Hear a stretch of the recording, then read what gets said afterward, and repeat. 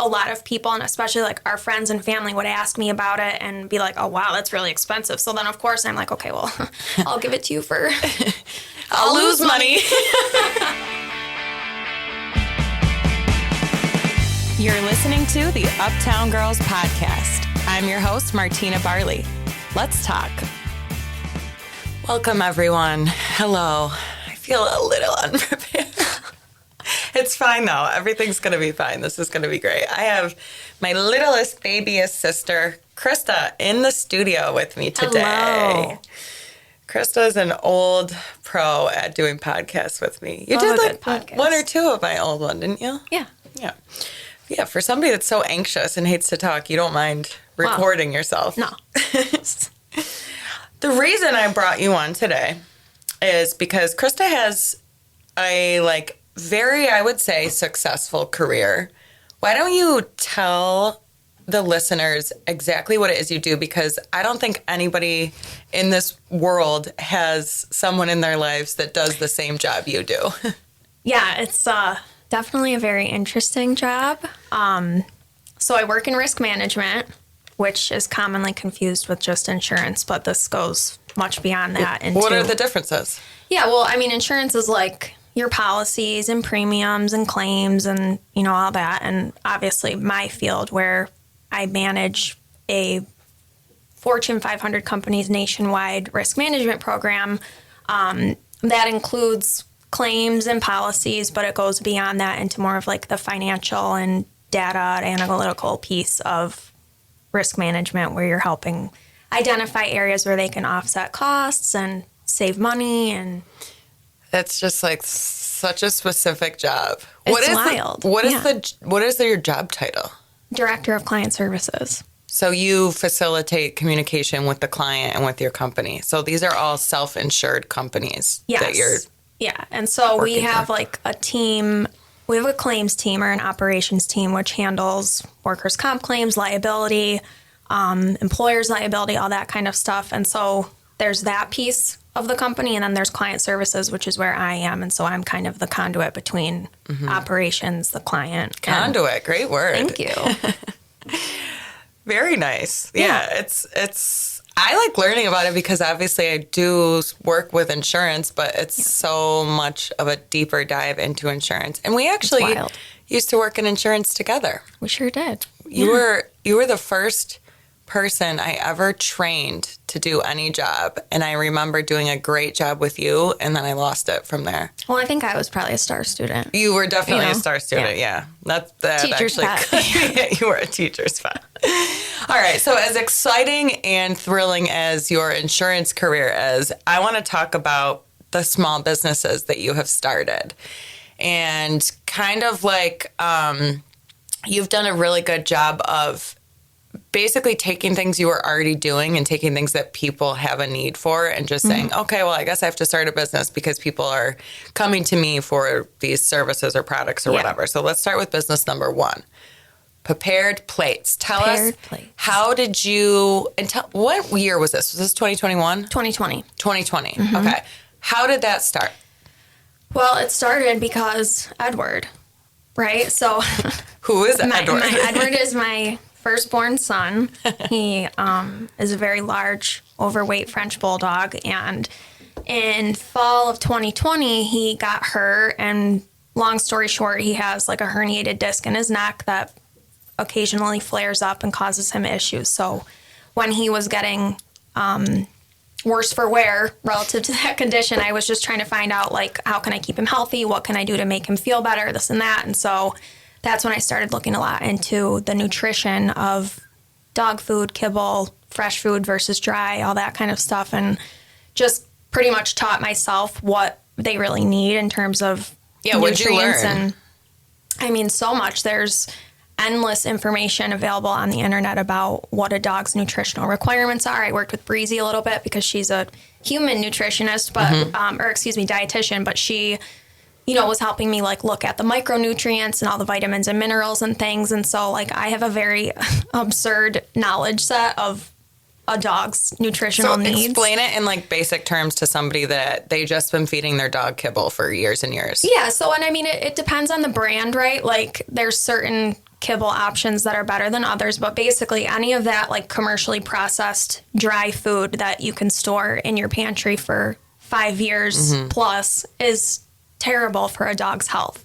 It's heavily processed. They don't regulate dog food the same as they do human food, which is why a lot of times, like when you see advertisements for like the farmer's dog or what was it that you were using? Mave, yeah. Like they all say human grade because that's basically saying that it's safe enough for a human to eat. So it's far superior for a dog to be able to eat it instead of the crap that they pump into the dried kibble. Yeah. So what are the differences that you found once you started feeding Edward fresh food?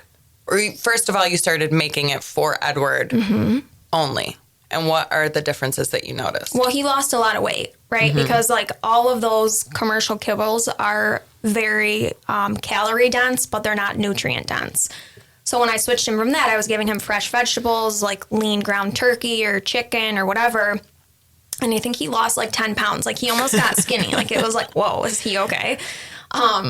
So yeah, it definitely helps with weight management. It helped with, and I mean, this is common in bulldogs, is like skin issues and allergies and ear infections and stuff like that. It helped with that as well. But really it just is scientifically proven to help with the longevity of a dog's life, which is already so short to begin with that, you know, you want to do what you can to extend it as much as possible. So when did you say, okay, this is working for Edward. It's making him feel better. I'm really now very passionate about like just knowing what's good for your dog and what's bad for your dog, because you're right, their lives are short and we care for them so much and it's our job to love them and give them the best life. So how and when did you turn this from, okay, I'm making this in my kitchen for Edward to becoming a full business? I think it was just the more that I was researching about it, the more I was like, wow, do people know, first of all, right? Like, do people know what they're feeding their dogs? Because I didn't know. Like, you assume as a consumer that what you go to PetSmart or Petco and buy off the shelf is something that's safe and effective and, you know, all that, which it is. It does have to meet like a certain criteria to even be available for sale, but it's not good. It's like eating McDonald's versus eating like a home cooked salmon fillet or something. You know, like it's you're looking at crap versus like premium nutrients. So when did you turn it into a business? I lost the question. That's okay. I do it all the time. So I turned it into a business, I think, late December 2020, early January 2021. So within the fall of 2020, I started all my research and cooking and blah, blah, blah. That propelled into like a soft launch, I guess, in January of 21, where I kind of like planted the seed of like, this is a business I'm going to start. And kind of like, I think I got feedback from people before I actually committed to starting the business to see if is this something people are even interested in? Is it something they're going to buy? Is it something they care about? And then as I kind of got more feedback from people and more encouragement, that led me to get more involved and to kind of pull the trigger with actually going full speed ahead with launching the business. Yeah, you're the complete opposite business owner than I am, where I just go and then I'm like, oh no, what did I do? Let me figure it out. Whereas you are going to figure everything. Do you remember? Yes, I know what you're going to say. Krista was so concerned about her insurance on her business before she started it. Yes, because I gave you my business plan just to like read it over or whatever, and you were like, why do you have a $1,200 allowance for a commercial auto policy? Yeah, I'm like, what car are you looking to insure right now? What does this have to do with? I was like, put the food out and sell it. I know. You're like, just stop. What is it that Mark Cuban always says? Like, perfection is analysis paralysis.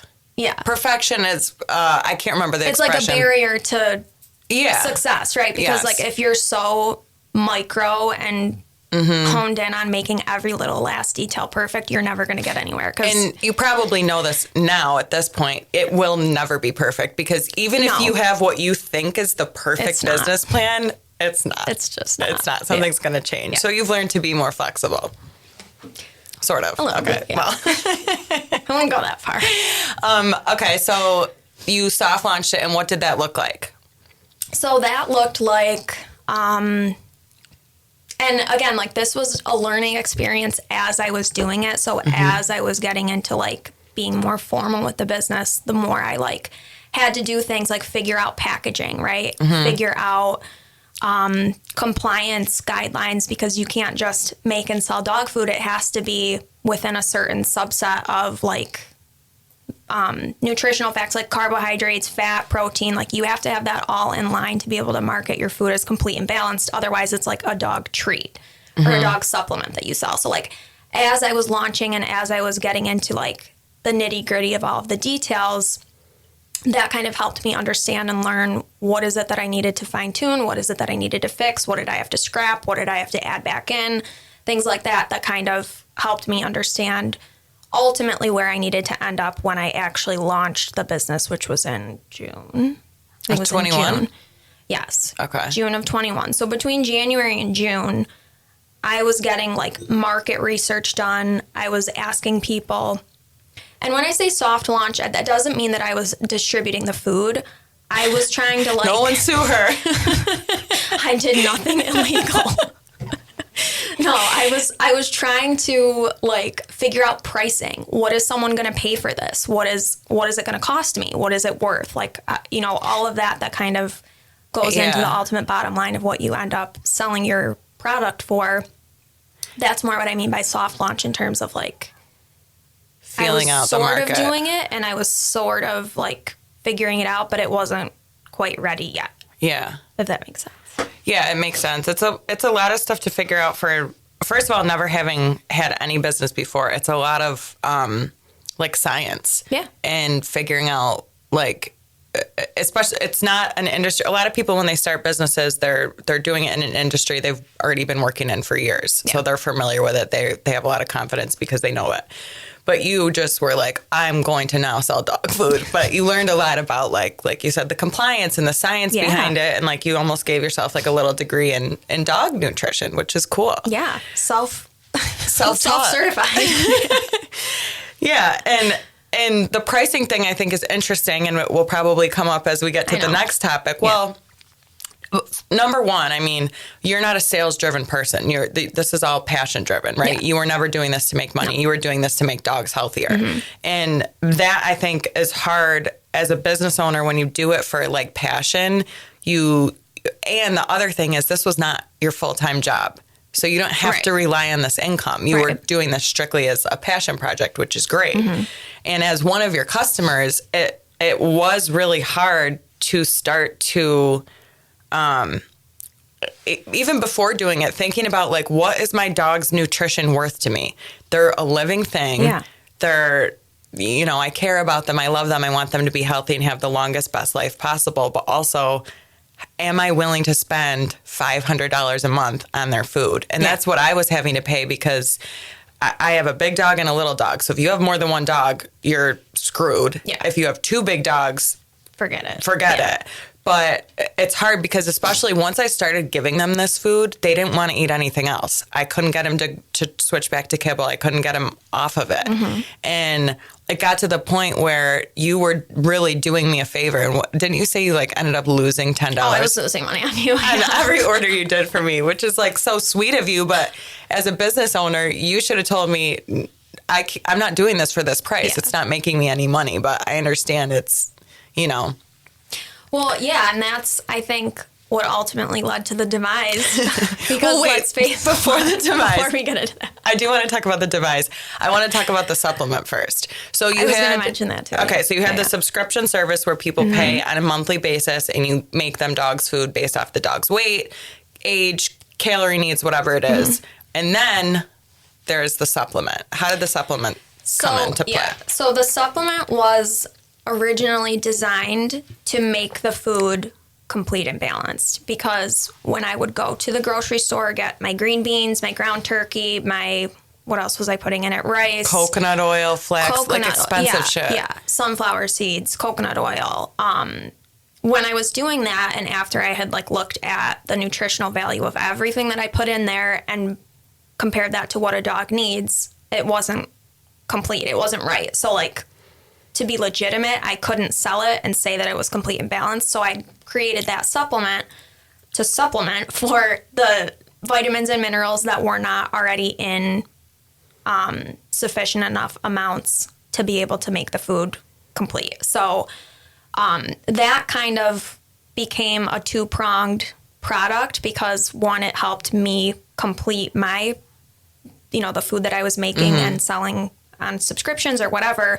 But then it also allowed for people who wanted to save money but still proceed with a healthier option for their dogs, that you could buy that supplement and add it to something that you're cooking yourself. So you're not paying me to make the food, deliver it, whatever. You're doing that on your own. But with this supplement, that's making it complete and balanced. So that's making it something that you can feel good and comfortable about giving to your dog. So that was a totally different process because you had to get it formulated, packaged. Do you still have inventory of it? I do. Yeah. I have expired inventory, though. So I know. It's just like... It is what it is. Yeah. Okay. So how long does this stay successful for? And I want to point something out before we get into the demise. Had you wanted this to be successful, it would have. Yes. You agree with that? So the demise is more of a falling away of the passion and the motivation. The demise became more like I was struggling to find the right price point to sell the product at to make it profitable for me, but still recognize that this is an expensive thing. This is a luxury product that I'm providing, and a lot of people, and especially like our friends and family, would ask me about it and be like, oh, wow, that's really expensive. So then, of course, I'm like, okay, well, I'll give it to you for... I'll lose money. And so that's ultimately what ended up happening. For a brief time, I was profitable in the sense that, like, I was making more than the cost of the food, but I never made more than I invested in the business. You never broke even completely. No, Yeah. There's a lot of front end expenses on that. Anything where you have a product and inventory and you have to do market research, like, that's a ton of upfront expenses. Yeah. And you had no investor, even though Dad did try to become an investor. Well, that's another thing. And I think going back to your question or comment of, I don't know, what did you say, why it didn't work out? I think a lot of that also comes down to the fact that I'm a control. Like, I didn't want to give any piece of this to somebody else, not only because of, like, a quality perspective. Like, I didn't want someone doing something the way I would not have done it and, like, making it look bad or whatever. But then also, like, I didn't want to have to give profits to someone because they were so little to begin with that it's like, okay, why am I doing this? If I have $1 and I'm going to give someone 50 cents, what's the point? Right. Just wasn't worth it. Yeah. And there's something so ironic about owning a business where you start it because you want all the control. You want to be able to make every decision, all the qualities under your responsibility, and you have full control over it. Yeah. But as a business owner, you cannot physically grow a business unless you give up control. The right business you could, a true, like, sole proprietorship, I think you could, but... Yeah, but that's not going to be very profitable. If you want to grow and scale a business, you have to give up control. I think a service you can do yourself. I think a product you need help. Yeah. Just from, like, an expansion perspective. You can't scale your business, like, not only, like, statewide, nationwide, whatever. You can't do that on your own. No one can. Right. And that's not even just, like, a money thing. That's a time thing, too. Right. So. Yeah. So what do you think is the biggest lesson you learned from prepared plates and supplement? That's a good question. I think to learn to try to let go a little more, right? Like, not everything has to, and, going back to what we're saying about perfection, not everything has to be perfect, and you have to get to a place where you're comfortable with a certain level of, like, discontent. You have to just accept things for what they are and move on, or you're going to be stuck in this position, in this space for forever and not go anywhere. I'm very proud to hear you say that. Thank you. Because you are such a number cruncher. All right. So Prepared officially shuts down, stops serving. When was that? I kind of just phased it out, like Phoebe and sunsetting it. Yeah, there was never like a set. Goodbye. Yeah. I shut down the website. I stopped. Like I kind of just did things in phases. Like I shut the orders off, then I shut the subscriptions off, then I canceled my Squarespace account. You know, like just little by little, I was phasing it out. Sunset. Yeah. Yeah. Okay. What year, time of year, day, year, month? When? When what? Did it end? Yeah. When would you say you were like hands clean? I think it was April of this year, April 23. Oh, yeah. Okay. All right. So let's get into I don't know how I want to phrase this. Okay, let's get into your business. Calm down. I'm just trying to think of to me, the celebration statement is bright and it's exciting Fun. and it's event related. Yeah. Not that dog food is not important, because it is. Like, your pets are everything to you. But what you're doing now, I think, is a lot more maybe lighthearted. Yeah. And exciting and glittery, literally. Yeah. Tell us how this business started. So, I mean, this, I guess, started similarly to Prepared, where I've identified a need of my own. Like, I wanted to decorate for Vivi's first birthday, my dog, Vivi. Yeah. I wanted to decorate for her first birthday with a bunch of balloons. So that started all of it, because that's the first time I ever did, like, one of those little Amazon kits of the balloon garland, and it looked really cute. And certainly it's nothing I would produce today. But, you know, that kind of kicked off not only like my own interest, but feedback from people that like, oh, this looks really good. Yeah. Like, I would pay you to do this for me. And that kind of spiraled into, okay, well, a lot of people are telling me that they would pay me to do this, so why don't I do it? Put your money where your mouth is, Yeah. everybody. Yeah. Okay. So when did that turn from something? Because you, in my memory of it, you did Vivi's party, and then I feel like any family gathering we had, you were putting together some kind of statement piece, whether it was like a flower wall or balloon arch or backdrop, whatever it is. It was like, okay, I know now when we have a family party or a friend party, whatever. Yeah. Krista will have some kind of backdrop for us. And in this world that we're in now, there has to be something visual. Thirsty people. We're all thirsty. Yeah. There has to be something visual to show off, some kind of like logo or bright colors or something to say, look how great my party is. I'm luxurious enough that I have this glamorous display that you could never afford. That's the goal of the celebration statement. And then when did that turn? I'm looking for a month. So because what's interesting, around your bridal shower. You're asking when did I make it a business? Yeah, the weekend of your bridal shower, because I knew I was going to put that big boy with the boxwood greenery, and I wanted to be able to show that off legitimately. So that's when I had. Yeah. Okay. Yeah. The reason I asked that is because I'm curious to know where the timeline was when Prepared was done and when celebration statement started. Was there ever any time you were doing both? Probably not. There was time where Prepared was still intact, but I wasn't doing anything for it. You know, other than like mailing out a supplement subscription. That's it. So my bridal shower started it all.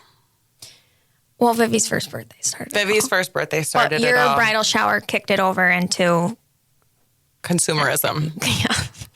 Okay. So what did you do to start that business and get all the people that were saying, I would pay you to do this, to actually pay you to do it? I really didn't do much. I mean, compared to Prepared, which was like months and months and months of research and figuring things out. For this, I pretty much filed the LLC, started an Instagram, and then it kind of took care of itself. Like after I would post things here and there, I would get more inquiries. Like I would get a DM or an email, things like that. And it kind of just was self-propelled. Isn't it sad how like taking care of your pets was like so much harder to get people to do than like put these big balloons up at their parties? Because no one sees a dog eating fresh food. You don't show that off on Instagram. So it's like if someone's not seeing it, it's not important. Unfortunately, in the world we live in, that's so like absorbed with Instagram and social media and photos, and look at this huge glamorous thing I have, or look at, you know, this outfit I'm wearing or whatever. You don't have that visibility with your pets. Yeah. Which is sad. You know? It is sad. It is sad, especially because, like, we'll certainly hear about it on Instagram when your dog is sick or your dog is, you know, not doing well. Or you get the new puppy. You get the new expensive puppy, you know? Yeah. Me? Yeah. Oh, Krista said that because Edward, her firstborn, was actually my firstborn, and he was very expensive. I had him sent from South Dakota, and I had him for 2 days, a day. The first night I got him, I went out to the bar with Krista's fiance, and Krista stayed home and watched my new puppy. The second day I got him, I was trying to get ready for work, and I just absolutely panicked because he had to pee, and he was a puppy. And so I made my mom take him, and then somehow he ended up at your house. Well, because she didn't want to deal with it either. I mean, as much as she did, and as much as she loves him, she didn't want a full-time puppy. Yeah. I couldn't sign up fast enough. Yeah. So, Edward's technically a foster dog. But yes, people buy I did rescue him. You did. All of my dogs are rescues. Yeah. I did not buy. Edward included. I've paid for them, but I didn't buy them from a breeder. Yeah. To be clear. Yeah. Even though one of them is a marvelously designer dog. Edward. Yeah. Yeah. But yes, the people posting their new puppies and that's only when it's exciting is when it's, I mean, I think that's probably why I got a dog, is just to post him on Instagram. That's why I just made that face at you when you were saying this. It was like you wanted, and you even said this in one of your posts, like I wanted to post a picture of this cute puppy. After I did that, I didn't want to deal with it. I was done with them. Yeah. That's actually, it's funny, but it's not funny because people do that. And like they don't have a good place to give their dog. Like I had a great home to give Edward to. So now that you've got this other business, the Celebration Statement, which is very successful. I mean, you're booked pretty much every weekend, every other? Now, I am. Yeah. How have you, like, what have been the biggest struggles in getting it going? I know one. Pricing? Mm-hmm. Yeah, and I guess what you mean by your question is, like, just what's a challenge I face, right? Because that's not, like, a startup struggle. Right. So, yeah, absolutely pricing, and it's very hard for me to ask people to spend money on something I wouldn't spend money on. Like, I've started this business because I'm a DIYer. I like to save money. I like to do things myself. I personally would never pay $500 for a balloon display. So that's why it's very difficult for me to price it correctly to where I'm profitable and it's worth my time, right? Because it takes hours to do these. But then I also, in the back of my mind, I'm like, is it really worth that? Like, are balloons really worth this much money? And it's like, well, it's worth what people are paying for it. Right. You know, the market tells you what it's worth based off what people are willing to pay. When I think about your struggles in pricing, I think more about if you know somebody at all, you feel bad. Like, I'll do it for free. You feel bad charging them. But I mean, I am your sister and I want to pay full price because I see you from 6 a.m. sweating your ass off until 5 o'clock the party starts, and all you're doing the whole time is worrying about, are the balloons, do they look okay? Does it look okay? Did that move a little? Like, you don't even enjoy the parties. I know. And granted, you're not going to every single party you do these for. Most of the time, most of the time you're just setting it up, leaving, coming back to take it down. Yeah. But it is interesting that you are in this space that is all about celebrations and gathering when they're your least favorite thing. No, like, I want to plan and decorate for your party, but please don't invite me to it. I don't want to go. Yeah. Maybe, well, actually, you've said this before, that it's very, little hiccup, sorry, that it's very anxiety calming. Yes.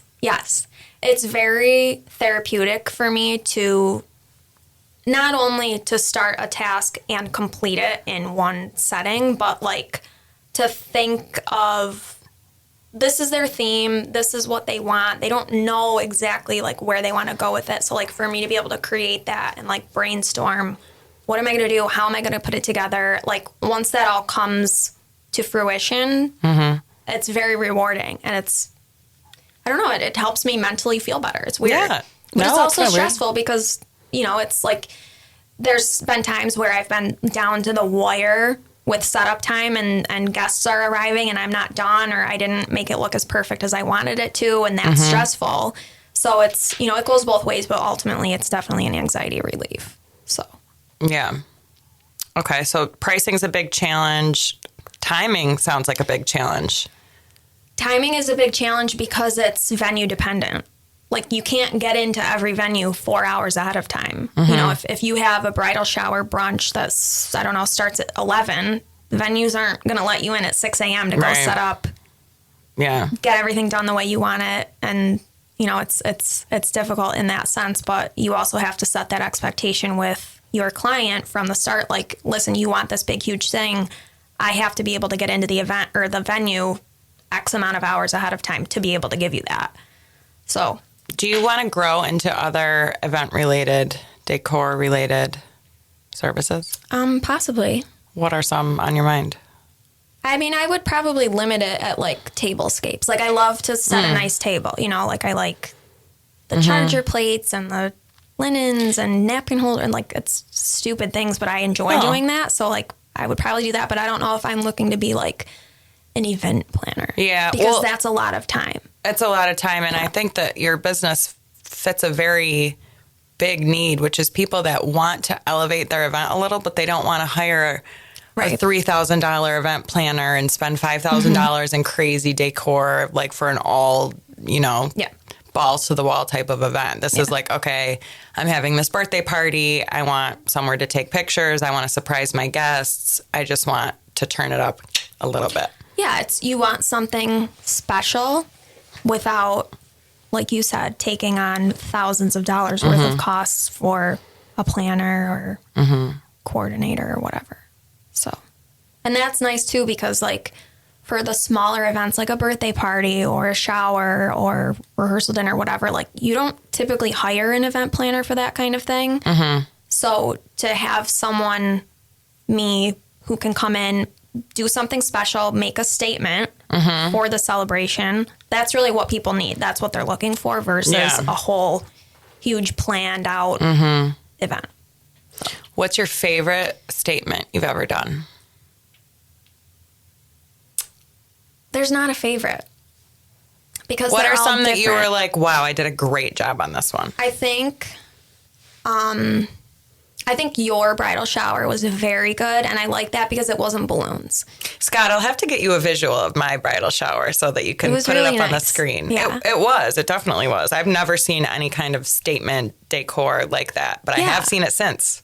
Well, don't call me a trendsetter, but call me a trendsetter. I mean, they're different. That was definitely a favorite. I did one recently at Figgy on Park Ave that was all dog themed, and obviously I loved that one for personal reasons, but that also, like, as I've done more of them, I've gotten better at it, right? I've learned through mistakes. I've done trial and error, all that. So, like, I'm at a place now where I feel like the ones I'm able to do are turning out very good versus, like, the few in the beginning that I've done that I, like, look back on now and I'm like, ew, why did I ever release that or post a picture of that? Gross. It's crazy that you say that because I know one of them you're talking about is the Uptown office party. I hate that one. That's one of my favorites. I love it. I hate it. It was so beautiful. It was beautiful, and it is beautiful. And, like, to someone that doesn't do balloons and, like, knows all the, like, errors and tricks that I wasn't doing yet because I just wasn't familiar with it yet. Like, to the unsuspecting consumer, it looks good.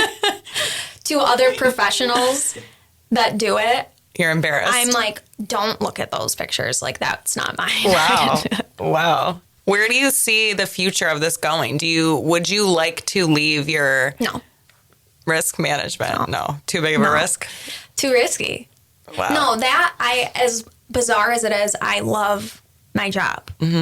It fulfills me. It makes me feel important, which is silly, but, like, no, it's not silly. It's my career, and it's something that I also am passionate about. I didn't start it. I didn't discover it out of a personal need of mine, but through doing it and, moving within the different ranks of my company, it's something that I've found I really enjoy. What do you love the most about insurance? Probably the regulation. I think we've talked about this before, because like I'm not a salesperson, right? Like I'm not. Yeah. If you don't want something, I don't give a shit. I'm not gonna be like, no, you need it because of X, Y, and Z, cushion, probe, respond. Like that's not something I don't care about that. So like with insurance, and this was true more for like when we worked at State Farm, that it's not up for discussion. Like it's not a debate. It's not negotiable. You can't haggle the insurance rates. This is your rate. Take it or leave it. Yeah. You know, and it's like there's state requirements too. Like for Sedgwick with workers' comp, you have to carry workers' comp insurance. That's not something you can not do. As a big company, you're saying? Yeah, as any employer. Any company. Yeah. I have it. You need it. You do need it. You have it. You have it. I do have it. So yeah, it's more of like something that I don't have to sell. It sells itself because it's mandated. Yeah. I don't know. But you're not selling at all in your job though, right? You're beyond the sales process. Yes. Your position. Yes. So you have no intention of leaving your full-time job to grow your business. Where does it all become too much? If you're working 9 to 6 Monday through Friday, and then on Saturday and Sunday you're up at 6 a.m. doing balloons, and then at night you got to go back and take them down. Like, where does it become too much? Is there a money goal you're looking for? Is there, I want to be doing 5 a month? Like what do you want? What are you doing? I think that I don't know how to answer this. So it's too much when it becomes more stressful than it is rewarding, which is fluid, right? Like there's going to be months or weeks where I have a busier work week and I'm stressed out, and I might have like personal events that I have to go to on the weekends. And if I can't fit in a celebration statement on top of going to a party of my own, or I don't know, like whatever else I might have going on personally, whenever it becomes more stressful to add an event in, that's, I think, when it would become not worth my stress over it. So it is nice because you can turn it on and off. If you want to block off January and not do any for January, you can do that. Whereas a full-time business owner does not have that luxury. No, yeah, like I blocked off the week between Christmas and New Year's just because I don't want to deal, I don't want to, not that I don't think really many people are having parties that they need anything for during those days, but it's my own business and I can do what I want in terms of like my own schedule. So What do you love most about a small business, your small businesses? Probably that they are so personal to me. They're mine, like it's something that, whether it's a need that I'm fulfilling or a passion that I'm pursuing or whatever it is, it's something that's personal. And if I can take that personal fulfillment and kind of push that onto other people and like give them something from it, I think that's the answer. What advice would you give for somebody that was like, maybe they're really good at something crafty, or they're really good they have potential for a business on top of their regular job, and they're maybe scared to start or don't know where to start? What advice would you give them? I would say to just try it. You can always prepared. You can always stop doing it if it doesn't turn out what you wanted it to be, if it's too stressful, if you're not getting enough business, whatever the case may be. You're not committing to a life sentence here. If you start it and it turns out that it's not for you, that's fine.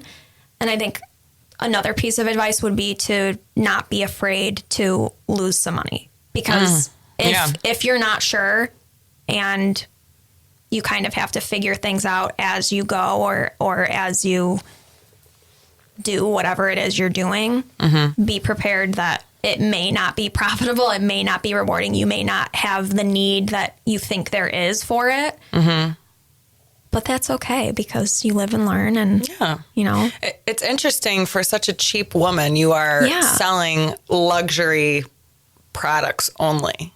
So that's why I said I would never pay someone to do balloons. Stop. Well, I wouldn't. That's why, I would. It's invaluable. Call me. No, I just think I don't know. I get what you're saying. For you, it is you're a DIY person, but for somebody like me, that is so, like, when you post videos of you doing balloons, I'm like, that's not, and that's a great marketing tactic because it's showing people like me that are not crafty. This is how hard it is. Whereas for you, you're posting it like, look how easy it is to make these All you have to clusters. do. Yeah. I'm like, no, thank you. Come over and do that for me. But I think that's good. And that leads me to, give me one marketing tip that can go across any industry. Yourself. Be yourself. Get yourself. involved with your marketing. Make little videos. Put up a photo. Comment on people's... Engage, yes. That's a good word. And that's the proper word. You have to remain the face, it sounds like you're saying, too, right? Yeah, I think you have to market yourself. Because, let's face it, there's competitors and from off the top of my head, I can think of 6 other people in Rochester that do balloons, right? So, like, what's going to set my Instagram apart from any of theirs? It's not the still photos of the event we've done. That they all become the same, unless it's, like, your statement that you love it and it's great and it was made for you, whatever. It all becomes white noise at a point. You have to make yourself part of that and engage, and that's how I think you can make yourself stand out. I'm so glad you said that because I think that's a really good marketing tip. Thank you. In a lot of industries, especially in today's world, there is no reinventing the wheel. Your statements are not going to look that different than some of the other vendors. Yeah. You know what I mean? Yeah. I mean, are you going to put creativity and match a theme and all that? Of course. But again, you're not reinventing the wheel. It's the same in a lot of industries where your competitors, there's less and less differentiation in products and services because everybody has access to the same things now. Yeah. You know what I mean? So you are the only thing making your brand different and stand out. Yeah, there's nothing proprietary about it. There's nothing to say I'm the only person that can blow up balloons and assemble them in this fashion and make it look this way. But to that point, there's also things I do with my displays that most other people don't. Like I like to put a lot of little details in there. Like I incorporate a lot of tiny little decor elements or like customized balloons, things like that. But then my own competitors, there's some of them that do huge displays that I don't have the bandwidth for. So like they're better fit to do that type where I'm, You're more the intimate birthday party. Yeah. Special sprinkle touch. Special little just. Yeah. Okay. I don't know why I'm asking you this, but one sales tip. This goes back to our days at State Farm, and I believe you and Elena said this as well, is talk to people like they're a human being. You were always very good at that. Because you told me to. I know. And I actually mean that. Like, remember when we would be at State Farm, I would be on the phone and I would be like trying to read off of a script of like, the agent said you have to say blah, blah, blah, blah, blah, blah, blah, in this order, in this way, and don't stray from the script. And like, I would get hung up on remembering the words, right? Like, remember you have to say this in this order. And then you literally would just be like, fuck the script. Yeah. Can I say fuck? Sorry. Yeah, you just did. But you would be like, don't like think so much about reading off a piece of paper. Just talk to them like they're a human being. Yeah. And make it personal and connect and get to know somebody. And that, I think, helps sell whatever it is. Making a personal connection and building a relationship with someone is much more valuable, I think, than just like pointing out the facts of you need this product because it's going to do X, Y, and Z for you. Like, people don't buy products or services. They buy people. They buy off emotion, and you're not going to be able to get a new customer if you can't connect with them. And again, I know I keep harping on this, but in 2023, almost 2024, everybody started a business. Everybody's selling your service. There's so much more competition. My own business, I used to have 2 competitors, and now I have probably 10 competitors. Everyone can do what I do now. You know what I mean? Yeah. But everybody's not me. And that's the same for you. There's 6, like you said, and who knows however many else we don't even know of, but there's only one Krista. And I will tell you what, when I'm having a birthday party and I'm trying to clean my house and get ready and I'm frantic waiting for my guests to come over, I want Krista at my house because Krista is good energy. She's calming. She's probably going to help me cook. Like, she's going to go above and beyond. And I think from an event standpoint, when you're hosting an event, which I feel like I do a fair amount, you need good energy around you. There's nothing worse than a person around that's just like irritating Stressful. and annoying and making you feel stressed out. And you're like, ooh, and you're just setting me off. So For sure. Yeah, your energy is very nice to have at events. Thank you. Are you available this Sunday? You're not, right? I'm doing Girls on the Run. You're not available this Sunday. Girls on the Run is at 8 in the morning. Okay. What are you getting at? Because we're having Friendsgiving at our house. Remember I invited you That's to it? Saturday.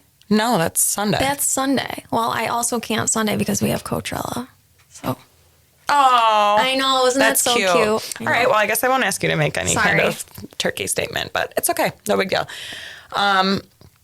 Any last words? 4 years ago. No, I have nothing You more don't want to add. encourage any listeners to go out there and start their small business? You didn't ask me if I want to encourage someone. Yes, of course. I encourage, and I also would avail myself to anyone that may have questions. She would avail herself. I'm availed. Like if you're wondering, or just being someone that has started 2 businesses. Yeah. One has failed. One has succeeded. I mean, it didn't fail. I just didn't do what I could have done with it, which is fine. Your failures are as important as your successes, because if you were still cooking big pots of green beans and ground turkey all day, you wouldn't have the time or the energy for Sally's statement, which I think is more fun. Exactly. So yeah. All right, cool. Well, I would love to welcome you back again sometime. Thank you. Yeah. We'll see. This was great. Very helpful. You are a gentleman and a scholar, and I appreciate you. As are you, Governor. Coming on board here today with me. That is all for today, everyone. We will catch you next time. Bye.